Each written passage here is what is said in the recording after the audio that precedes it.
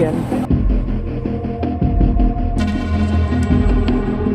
पूर्वोत्तर भारत में बीते 4 दिनों से हो रही मूसलाधार बारिश ने जनजीवन अस्त व्यस्त कर दिया है, लेकिन इन सभी राज्यों में असम इस प्राकृतिक आपदा से सबसे अधिक प्रभावित हुआ है।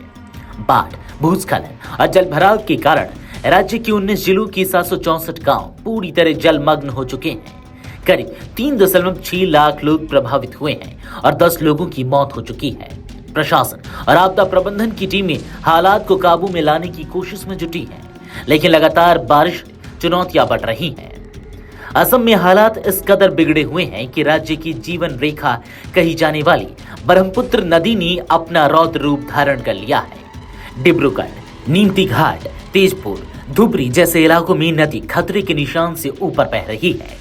इसके अलावा बराक, जिया भराली, कोपिली, पगलाडी और बेकी नदियों का जलस्तर भी लगातार बढ़ रहा है। इससे बाढ़ का दायरा हर घंटे के साथ बढ़ता जा रहा है। राज्य सरकार की रिपोर्ट के मुताबिक 10,000 से ज्यादा लोगों को राहत शिविरों में पहुंचाया गया है। सड़कों के टूटने और पुलों के बहने के कारण कई गांवों का संपर्क जिला मुख्यालयों से कट गया है। कछार, हैलाकांडी, दरांग, लखीमपुर, नंदगांव, बारपेटा जैसे जिलों में हालात सबसे ज्यादा चिंताजनक है। असम के मुख्यमंत्री हेमंत बिश्व शर्मा ने चेतावनी दी है कि बारिश अगले 48 घंटों तक जारी रह सकती है। उन्होंने लोगों से निचले और तटवर्ती इलाकों से सुरक्षित स्थानों पर जाने की अपील की है। मुख्यमंत्री ने कहा, प्राकृतिक आपदा की इस घड़ी में राज्य सरकार पूरी तरह अलर्ट पर है। सेना और वायुसेना के साथ मिलकर राहत और बचाव कार्य जारी है। राज्य सरकार ने बाढ़ में मारे गए लोगों के परिजनों को 4 लाख रुपए की आर्थिक सहायता देने की घोषणा की है। असम के मंत्री जयंत मल्ला बरुआ ने कहा कि सरकार बाढ़ पीड़ितों को हर संभव मदद दे रही है। राहत शिविरों में भोजन, पानी, दवाइयां और प्राथमिक उपचार की व्यवस्था की गई है।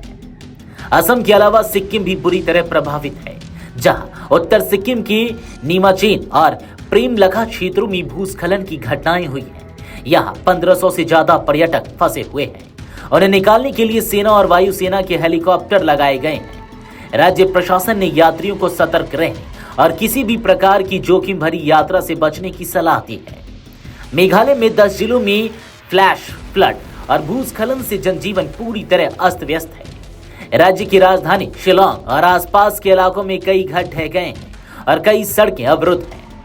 त्रिपुरा में भी 10,000 से ज्यादा लोग बाढ़ के कारण प्रभावित हुए हैं। प्रशासन ने राहत शिविरों में लोगों को पहुंचाना शुरू कर दिया है, लेकिन संपर्क साधनों की कमी और भारी बारिश के चलते बचाव कार्य धीमा हो गया है।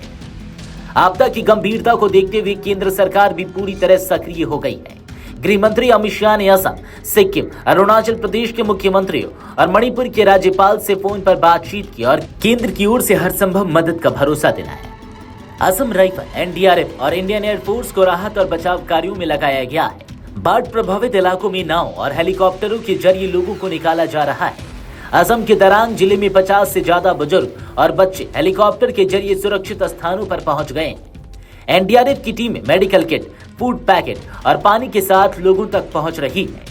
सिक्किम में बर्फबारी के कारण बचाव कार्यों में देरी हो रही है, लेकिन एयरफोर्स के C-130J विमानों और Mi-17 हेलीकॉप्टरों से पर्यटकों को एयरलिफ्ट करने की कोशिशें लगातार जारी है। पूर्वोत्तर भारत, खासकर असम, इस समय जल प्रलय जैसी स्थिति का सामना कर रहा है। बाढ़ और भूस्खलन के कारण जीवन पूरी तरह अस्त व्यस्त हो गया है। प्रशासन, सेना और केंद्र सरकार हालात को संभालने में जुटे हैं, लेकिन प्राकृतिक आपदा की मार अभी थमने का नाम नहीं ले रही है। Video desk, अमरउजाला.com।